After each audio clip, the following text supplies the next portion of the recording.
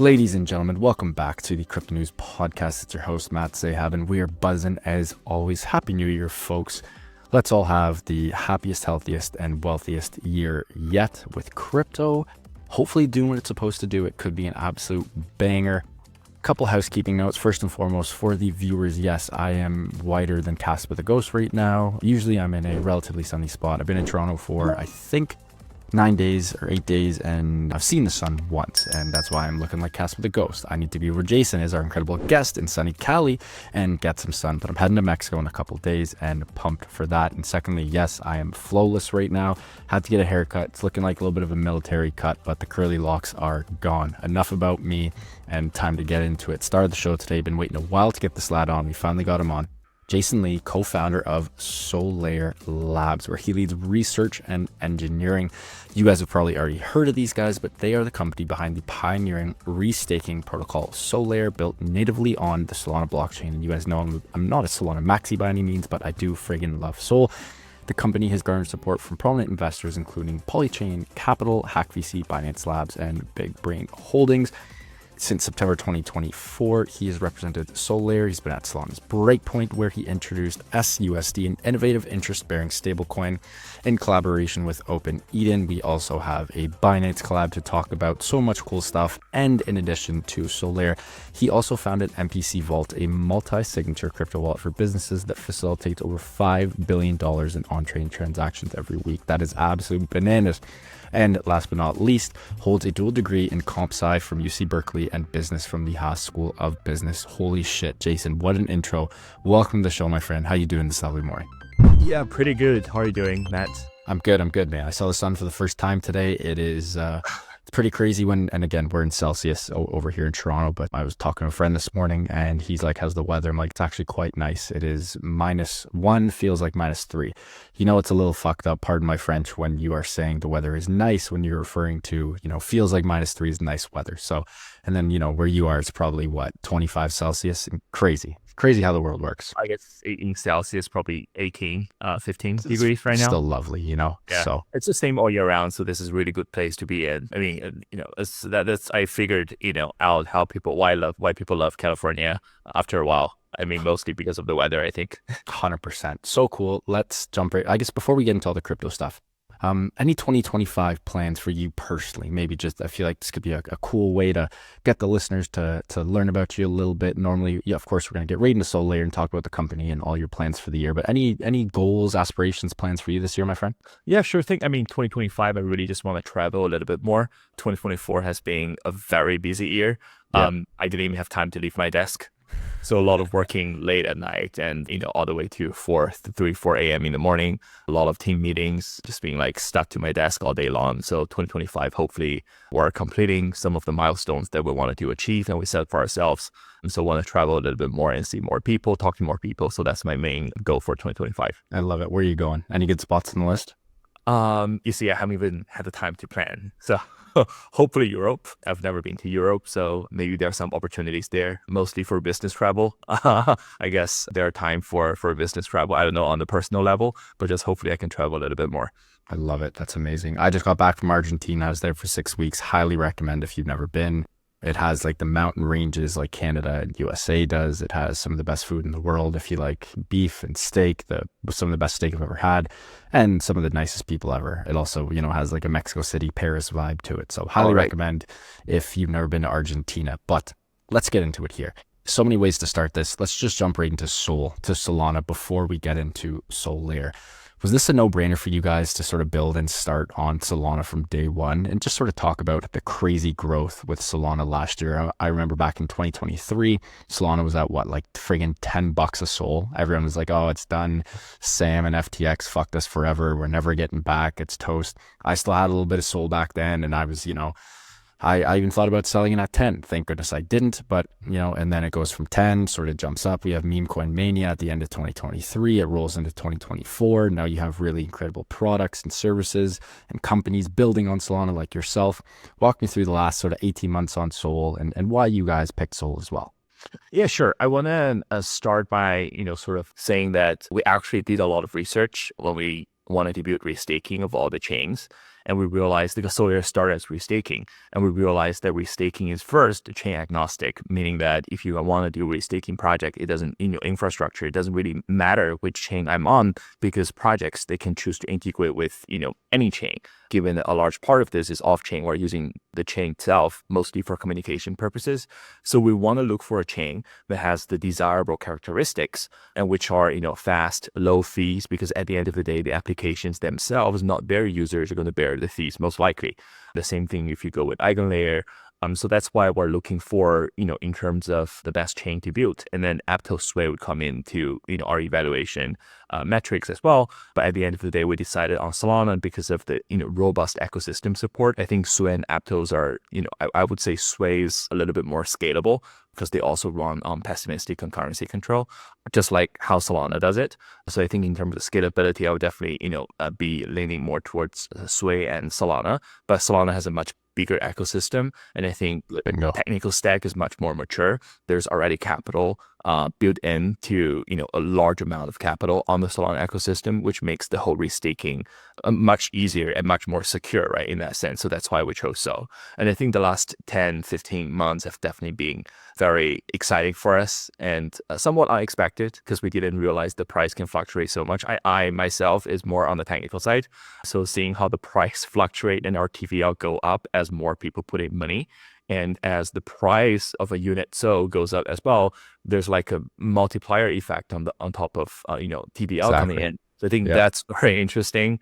And I think this cycle has definitely been driven by what I call like mega consumer. Like I define mega consumer as in reaching out to new segments of users who are not part of crypto before, right? So we had this DeFi summer, but very few people are actually interested or understand DeFi. So towards the second part of DeFi summer, most of the capital coming in are actually from the institutions. They're not necessarily in it to facilitate trading, right? DeFi and DEX trading, not necessarily to benefit the consumers, but I think I wouldn't say, for this mega consumer cycle and also what you call it, this meme mania, I don't necessarily know if it's benefiting consumers, but definitely the trend is we're getting more consumers in, and then consumers want to have the same user experience as they expect with any Web2 applications, low latency, fast, and, fast to inclusion and low fees. So sort of and then very easy UX. I think all those characteristics, Solana has it, and that's why it's the top destination for meme coin trading.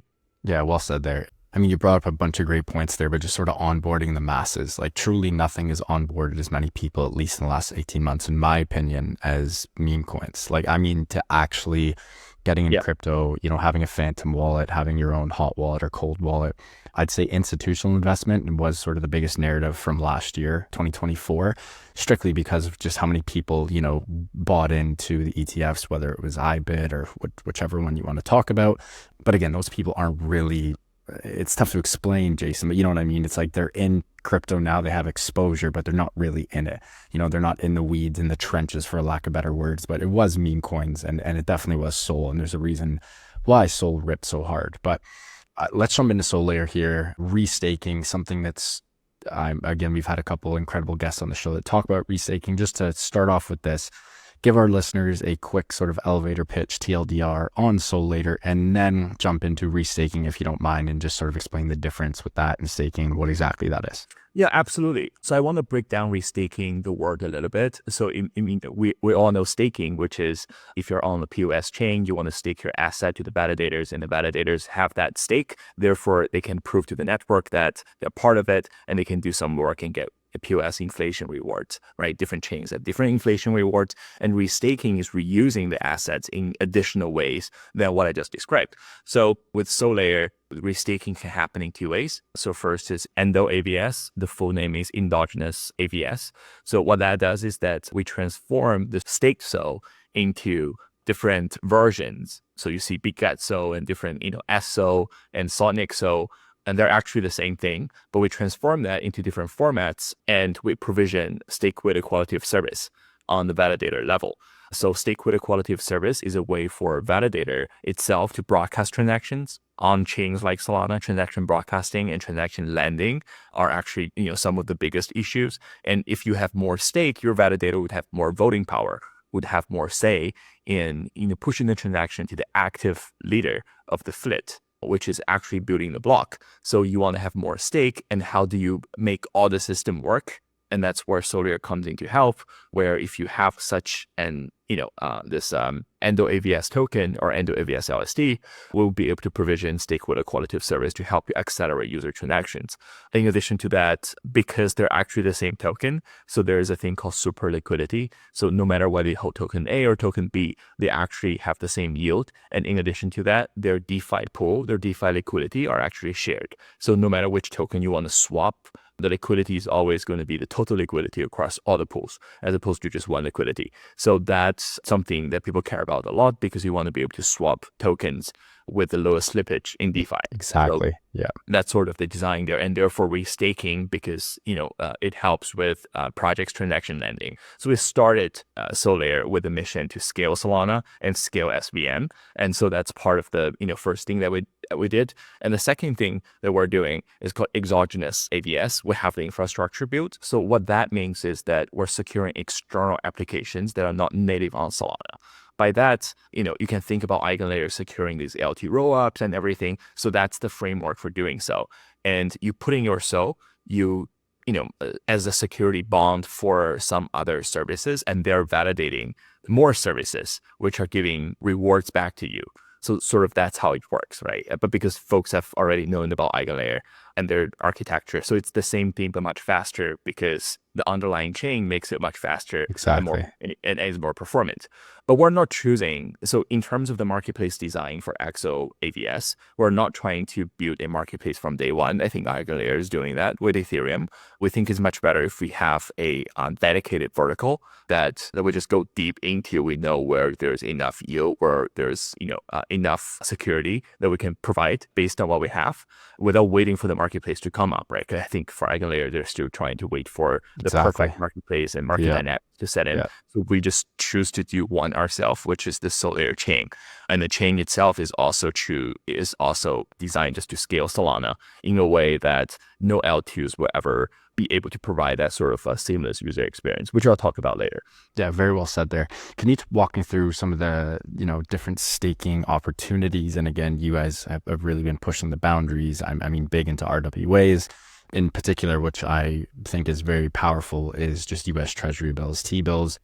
USD is the most powerful currency in the world. It is what makes the world go round, and the convergence and sort of synergy between crypto and US T-bills. I mean, you have Tether, who has like 100 billion in T-bills. It's like absolutely wild. I think they're like the 14th or 15th largest, not just, company, but country. Like, they have more T-bills than like 90% of countries in the world, which is absolutely bananas. But walk me through sort of the tokenization of RWAs, how Solayer is working with this, and tie that into the work you guys are doing with T-bills. Yeah, absolutely. Before I touch the collaboration with OpenEden to push out the RWAs on chain, I want to touch a little bit on our first asset that's like protocol issued, which is ESO. So ESO is this restaking asset, but it's actually an LST, like liquid staking token. But we have done a lot of work to optimize on the validator side. So if you look at ESO, it's actually yielding one of the highest. On average, our APY is about 10.5 to 11 to 12%. So there are actually a few yield components, which is, that add up to this. The first is the native yield, which is about 7 to 7.3.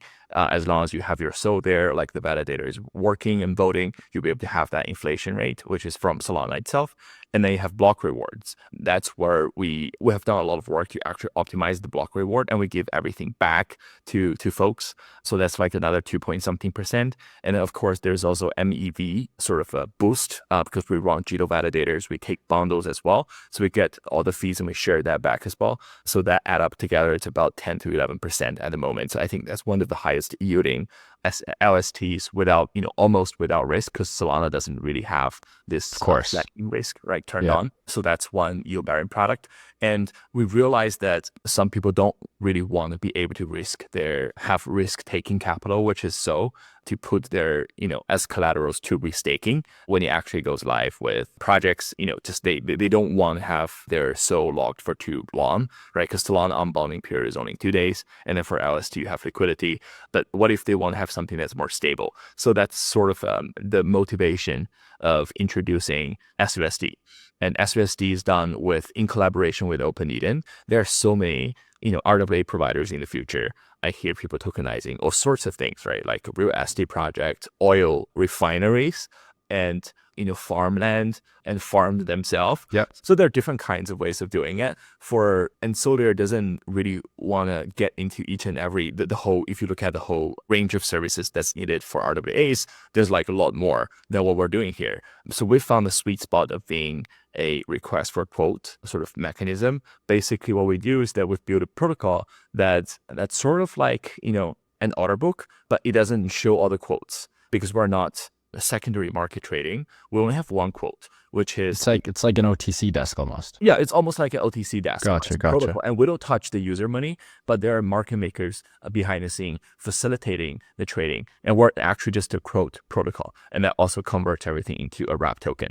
So sort of that's what we do. Super cool. And that is SUSD, right? Yeah, that is SUSD. So the actual underlying asset for SUSD is held by OpenEden. And also there's another token issued by OpenEden. But OpenEden doesn't trade with the users because market makers do.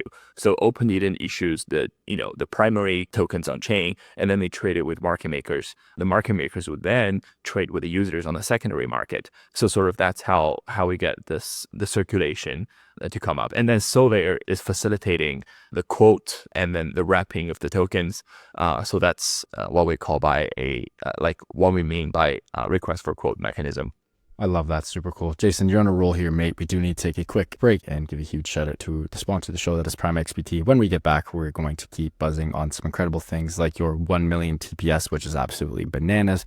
You had a great tweet a couple days ago as well, where someone was like, oh, we need to get to 10 million TPS. And you were like, oh, I thought 1 million was good. I know. It was hilarious. I loved it. But, and we're going to get into bnSOL, which was a huge partnership, and some hardware stuff, which is super cool as well. But until then, huge shout out to Prime XBT, longtime friends of cryptonews.com and longtime sponsors of the Crypto News Pod. We love these guys as they offer a robust trading system for both beginners and professional traders. It doesn't matter if you're a rookie or a vet, you can easily design and customize your layouts and widgets to best fit your trading style. Prime XBT is also running an exclusive promo for listeners of the Crypto News podcast. Use the promo code CryptoNews50, that is CryptoNews50, all one word, to receive 50% of your deposit credited to your trading account. Again, that is CryptoNews50 to receive 50% of your deposit credited to your trading account.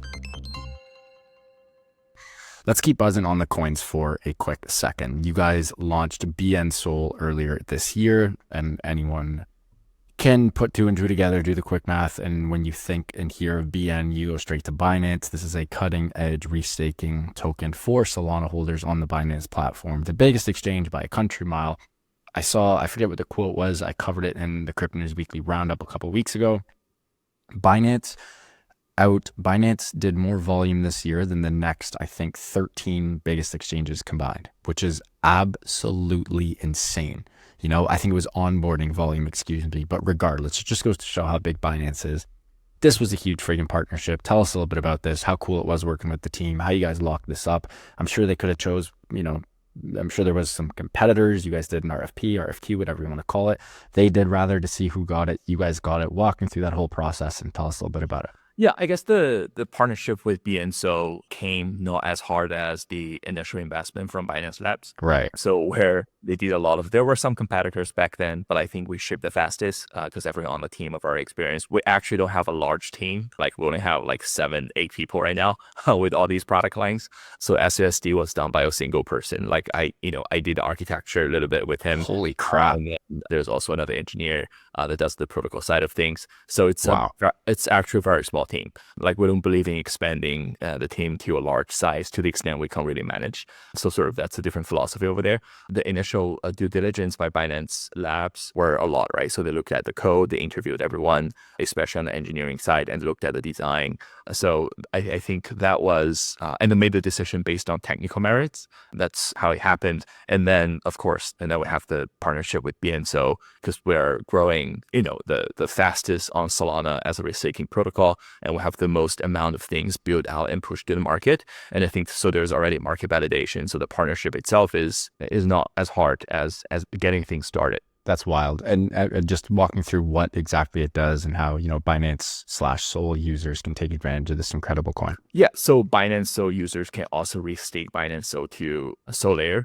And then in this process, they can choose to pledge their collateral, which is bnSOL, to secure external applications, which are, I think there are quite a few that's coming. It's not really released yet, but there are quite a few that's coming, and they can earn additional yield. So that's native SOL yield. bnSOL, I think there's also a boost to Binance is providing that. And then there's extra yield from external ABSs. So cool. Let's jump into, I mean, again, I just love this tweet you did. Obviously, you're passionate about SOL and the 1 million TPS, but you guys are leveraging, Solana's ability to achieve 1 million transactions per second, which is absolutely insane and easily one of the highest and quickest and fastest, most scalable blockchains for adoption. This must have been, incredible to be one of the bigger, I think, actual use cases on the Solana ecosystem right now. You guys got to be pretty darn up there. I don't know exactly where you rank, but again, kudos and huge shout out to you and the team for all the incredible building that you guys have done. But just walk me through, what that means, the capacity to actually compute and process 1 million transactions per second, and how Solayer takes advantage of that as well. Yeah, absolutely. So to process 1 million transactions per second is actually a huge task. I know people have been talking about it, but if you look on the market, there are no chains that's even close to 1 million TPS. When you look at benchmarking results, I think that's like SOL is at 60,000, Aptos and Sway are a little bit higher, but I wouldn't, put too much I wouldn't take it too seriously. You have to look at the mainnet results. So that's like at around 150,000 TPS. So to have something running at 1 million TPS is actually a lot of work. And just to break things down a little bit, right? So in terms of math and the bandwidth required, so 1 million TPS is multiplied by, what's the size of per transaction? Let's assume it's 1 kilobyte, and that's 1 gigabyte per second. And then in terms of the network throughput unit, people typically take it to measure it. That's 10 gigabits per second. Right. So that's 10 insane. Gigabits per second. That's excluding your, forwarding to other leaders, validators, verifiers, however you call it, depending on the different architecture.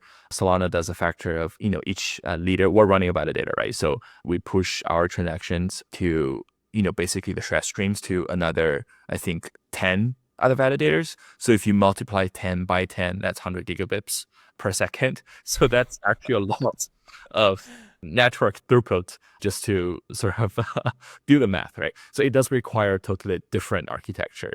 And we're going with more of a, mega leader / sequencer, depending on how you call it. So the terminology gets a little bit more confusing here, but we'll formally define it in the paper. I just want to be able to have users or listeners of the podcast have a better idea of what we're doing. So I'm going to use words in the best way to facilitate their understanding. So we'll have this mega, one thing that we'll have to do is this mega leader / sequencer architecture that actually takes the transaction and process it, right? And FYI, if you look at the real transaction numbers on even Solana, the highest Solana has ever achieved is 7,000 transactions per second, which is is like what we're targeting, something that's 100x of Solana, right? Yeah. And then Solana is also 100x of Ethereum. So that's how ambitious the goal is, but we think we can deliver it because of a different architecture. So sort of that's just a high level of of what we're doing there. I love that. Let's just take, the last topic I really want to get into is the hardware scaling and what you guys are doing, utilizing GPUs and specialized hardware. But before that, when, Jason, are we going to see a world where Web3 products, services, all the incredible stuff that, incredible people like you are building on Web3, when is that going to feel like Web2? When is it going to be lightning quick, no nonsense, never down? And again, I can't say never down because Facebook, Instagram, WhatsApp goes kapoots, twice a year realistically, even though the best companies in the world still have downtime, but how far away are we rather? If I were to be like, give me a timeline, give me a good old guess here, a good old estimate. How far away are we from from Web3 products actually feeling like Web2 products? So I think this is a very difficult question to answer because when Solana just got started, when I just got started programming and then trying out the different trading experiences on I realized that was just like Web2 product. I don't know if you still remember just a few days ago or when SOL was down at $7. I think the lowest it went was $7 where you open up Phantom and they try to swap a token. It's actually instant, right? There was no landing issue. Yeah. There was nothing. The same thing it's the same story with Ethereum. So back then in 2020, 2019, 2018, when there was this ICO craze, the chain was not actually that congested. So you can make a transaction for like a couple cents, and then it gets completed pretty fast, right? So the discussion about when can Web3 become Web2 provides Web2 user experience is really about the scalability of the entire system, right? And the second thing is about uptime. I think for uptime and sort of stability of the system, it just takes time for any system to mature. Ethereum, I think, went down 100%. like, at the very start, and then the same went for Sol, but it just goes better. It will do better and better. But back to the scalability point. So the reason why we're building a Solayer chain, which is like has 1 million transactions per second, is because we feel that there is a need for more block space, for lower latency, for faster confirmations. As people move more of their transactions on chain, you're seeing the same pattern. So what's the eventual goal, right? We can't afford to build incremental. I think Solana is doing great, but what's the end goal, right? The end goal for us is to build an infinitely scalable system, and to put it in more concrete terms, for conflicting state transactions, which means that there's some kind of state contention, they should run as fast as if all the transactions are processed through a single thread, which is theoretically the fastest they can go. Gotcha. And then for non-conflicting transactions, like I transfer $1 to you, and then somebody else transfer $1 to their friends, they are non-conflicting transactions. They should scale as I add more nodes to the ecosystem. Right. So that's sort of the eventual goal for what we're building here. That's why we call it infinitely scalable. And we're like, so just use some more technically accurate language to define the goal as well. And I think there's always going to be demand for block space going forward. I think about, like in terms of scalability, there are different ways of doing it. There are like multiple LTUs approach.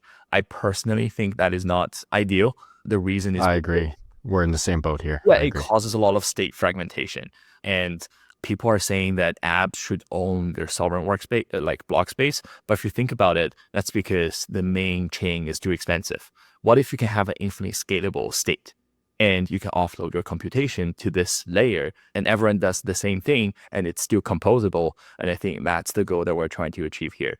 I would compare the L2, each app having an L2 sort of setup, with buying machines and maintaining servers yourself. It's a nightmare. And I would consider what we're doing in terms of building the infinite scalable layer, compute layer, like it's actually infinite scalable chain, as building the next or the first Amazon in the crypto space. Yeah. So apps can offload their computation to this layer without AWS, without sort of thinking about cost, because it's actually cheaper than if you maintain the stack yourself. And so that's something, that's sort of the mental model we have when thinking about this infinite scalable Solayer chain that we're building. I love that. And just for the listeners who aren't too techy, I guess an example would just be like whenever you use something Apple. That's the big problem with L2s right now. L2s don't feel like Apple because you have to jump from one to the other and back and forth and 100 different times in a circle. Whereas like with Apple, I'm an Apple Maxi, I have an Apple Watch, iPhone, AirPods, MacBook, you name it, you turn it on, everything works. All the apps are in the same ecosystem. It's fucking beautiful. It's super easy, efficient. Like that's why you need, a Sol and a Sol layer where it lives in the same ecosystem. It's vertically integrated. That's what you need. Again, bit of a bad example because it's sort of, a little different, but I think it's a good you know what I mean. We are also, one point that you have implied there is also that people don't really care about what's underlying infrastructure no one gives a shit. Nobody cares about as it. long as it's cool and fun and easy. Yeah. Right. And then developers are also going to be choosing which chain or which platform, like Amazon, or it's like I'm building my own Meta cloud, in the same spirit. So that's why I think for the underlying chain, it has to be infinitely scalable, and that's sort of the holy grail that if for any blockchain to achieve, right? So this is our thesis. And the second thing is UX fragmentation. So the interesting thing about SVM, and again, this is also a first, we've not advertised it too much, is that for SVM to SVM transactions, you actually don't really need to switch wallet. So we can actually make the chain work for you with the user without wallets adding support. The reason is because the technical reason is because SVM transactions does not have chain ID as part of its signature field. So in fact, so the wallets, when they're signing it, they're just like getting the block hash, which we can make it valid. And you also use the memo program to wrap another transaction that's going to happen on a different chain. So when the user actually signs that message on the main chain, let's say Solana chain, the same execution, it's actually authorizing a transaction on the Solayer chain. So we can make that happen. And what that means is that when you go to the app, you can deposit into the app, whether it's Pump.fun or any other trading app, but just use trading app, for example, Pump.fun, you have no knowledge of Pump.fun actually running on a different chain. Now, Wow, that's huge. that's the experience that we're trying to target. So people don't even know that there are multiple things going on. There's only, and they're interacting with Solana, they're interacting with apps, that have been built on Solana, but it's actually processed at a different, chain, at a different state altogether. So that's the experience that we can create. Jason, you're on a roll here. Last point, my friend, and then we'll wrap up as we are getting a little tight for time. Hardware scaling, you guys are really pushing the boundaries here.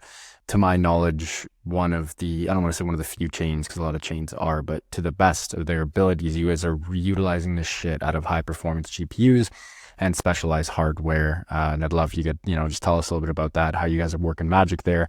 And if I did my research correctly, this is obviously with the end goal and forward, looking mindset that just Web3 and AI will continue to, be intertwined and grow together. And you guys are definitely going to be ready for that. Yeah, so I just want to address the point on hardware. It's not that we want to use hardware. I think that as an industry, people have been fighting for more specialized hardware to be used on this. But if the goal is actually building 1 million TPS, just like if you do the math, you have to. It's got to be hardware. Yes. No other way we're going to achieve this.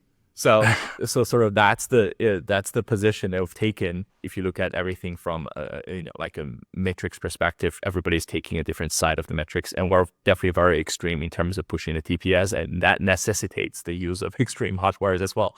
So there are a few things. Our node isn't just one single machine. It's like, oh, I have a better machine and I'm going to copy the binary. I'm going to start and running it.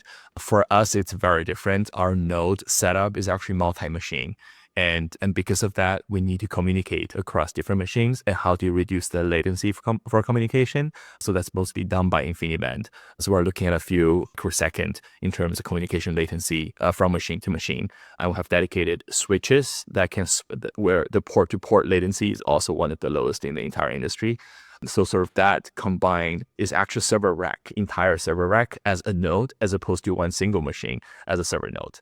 And then the thing about other hardware components is there's a lot of offloading either on the switch level or on the kernel level. Basically, we're not going through this redundant path, if you think about it. So there's some optimization that we need to do over there, mostly because there are some critical paths in terms of scheduling, in terms of controlling the state concurrency of transactions, and we need it to be super low latency. And another aspect which you mentioned is the GPU. We don't necessarily have GPU. We don't necessarily use GPUs right now, but how that hardwares like GPU would work is it offloads the seek verify stage. So the seek verify is when you're verifying the signatures on Solana for a Solana transaction. We're using ED25549 signature scheme. So that takes a lot of computational power. And then right now, if you look at the CPU time spent on each and every function for a Solana node running like active leader, and then people realize that over 50% of the CPU time is actually spent on seek verify. So if you offload seek verify to a different machine, which are massively parallelizable, the task itself, you'll be able to just remove all the CPU work that this particular node has to do to a different fleet of machines. So it becomes a pipeline of machines that's processing transactions, as opposed to like a single node that's trying to juggle all the tasks at the same time with more threads. I mean, the more thread count you have, the lower the CPU frequency. So it's actually, slow down the entire system. But if you're actually pipelining everything with appropriate hardware offloading at different stages, you can just make a transaction packet get through your system as fast as possibly can. Interesting. Wow. Jason, what an episode. This was an absolute treat, my friend. Super glad to have you on, and what a way to kick off the new year here. Before we let you go, can you please let our listeners know where they can find you personally, and of course, Solayer online and on socials, and your Twitter? You got to give us the story. What is the backstory, behind your Twitter handle? Oh, behind my Twitter handle? Just my name plus, so I like hacking. So like HK actually stands for hacking. So I've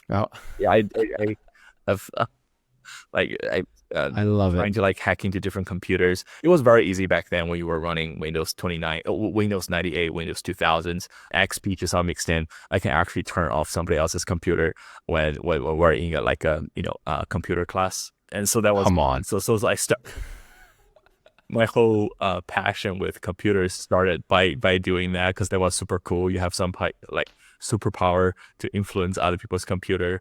You can make the CD drive come out in the middle of the night, and then they would take off. That's so good. So that was That's it was like a primary school stuff, but it was like pretty fun. Yeah. I love that. Well, again, plug the website, plug Solayer Twitter, and plug your own Twitter as well, and then we'll wrap up. Yeah. So you can follow me at LXJHK. And then Solayer is at Solayer Labs, pretty easy to find. And then if you search Solayer, the first result, not ad, we don't do ads, so don't trust Google ads, right?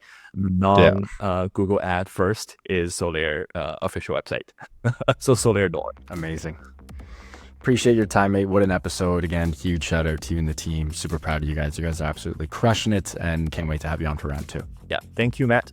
Folks, what an episode with Jason Lee, co-founder of Solayer Labs. He was on fire today. We touched a little bit of everything: restaking, scaling Solana, tokenizing RWAs, stable coins, TPS, hardware scaling, you named it, we touched it. Huge shout out to Jason and the team for making this happen. Truly a great happy to kick off the new year. If you guys enjoyed this one, I hope you did. Please do subscribe and obviously hammer that like button as always. We really appreciate you guys tuning in. Huge shout out to my team. Love you guys. Thank you for everything. And back to the listeners, love you guys to keep on growing those bags. Have a great 2025. And as always, keep on staying happy, wealthy, and healthy. Love you guys, and we'll see you on the next one. Ciao.